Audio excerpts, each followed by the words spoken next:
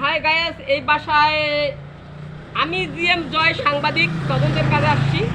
এই বাসায় দেখতেছি অনেক হই আল্লাহ গন্ডগোল হচ্ছে। বিষয়টা বুঝতে পারলাম না। আমরা তদন্তের কাছে আসছি, মনে হচ্ছে বাসায় কোনো মানুষ মারা গেছে। তা ভাই, এই বাসায় অনেক গন্ডগোল হচ্ছে, হই আল্লাহ হচ্ছে, হই হুল্লোড় হচ্ছে। তা ভাই, এই বাসায় কি হয়েছে? একটা বউ তাকে স্বামীর পোতা চিপে মারা ফেলছে। হায় আল্লাহ! তাহলে একটা বউ বা একটা মাইয়া তার ভাতারের পোতা চিপে মারছে।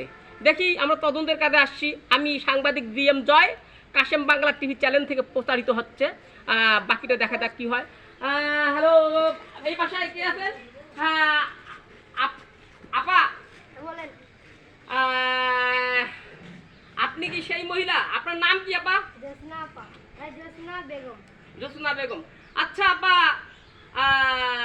আপনি আপনার ভাতারের মানে মারলেন কেন? প্লিজ একটু জানাবেন। শারীরিক চিকিৎসার জন্য আমার ভাতারকে আমি মেরে ফেলছি।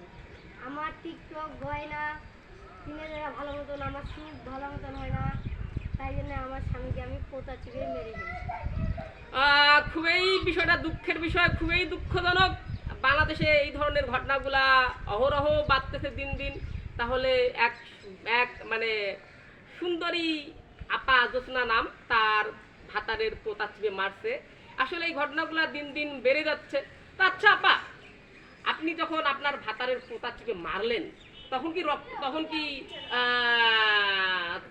যখন মারছেন তখন কি রক্ত বেড়ায় নাই? না, ভালো নেই, ফ্যান্ডে মুতে দিচ্ছে।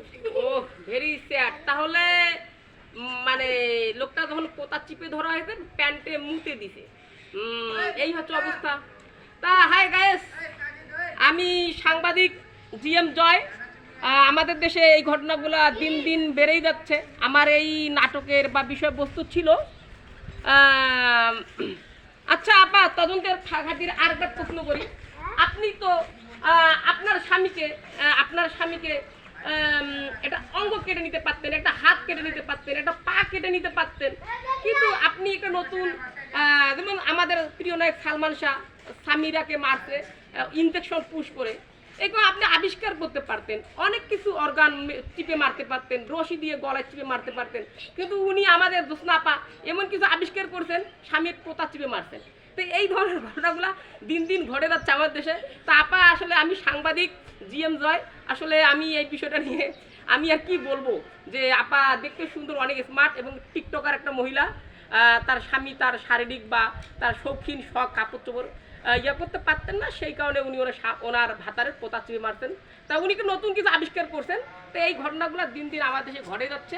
এই জন্য আমি সাংবাদিক জিএম জয়, আমি বলতে চাচ্ছি, আপনারা যখন বিয়ে করবেন তখন যেন একটা ভালো মেয়ে দেখে বিয়ে করবেন, আর অবশ্যই চরিত্রবান মেয়ে দেখে বিয়ে করবেন। কারণ এই আমার গল্পের এটাই ছিল মেইন কাহিনী, যে আপনারা যখন বিয়ে করবেন ভালো মেয়ে দেখে বিয়ে করবেন। বাই, আসসালামু আলাইকুম।